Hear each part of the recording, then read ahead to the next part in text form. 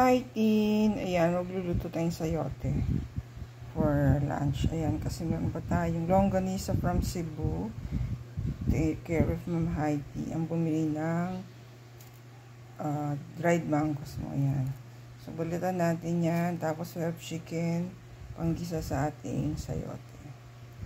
Hi, Tin! Ayan, napalitan na natin ang sayote. Gigisa sibuyas, bawang, and then we'll put chicken, yan, chicken wings sa ating sayote. Yan ang ating ano. And longganisa from Cebu. Thank you, Ma'am Heidi, sa iyong longganisa all the way from Cebu.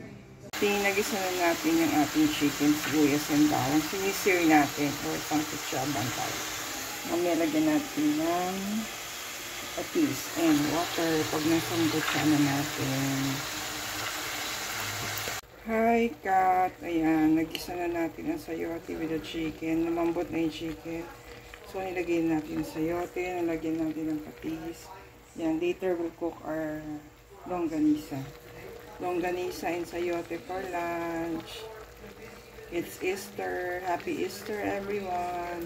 Ayan, Tin. Luto na ang ating sayote. At niluluto ni Papsi ang longganisa. For lunch, Easter Sunday.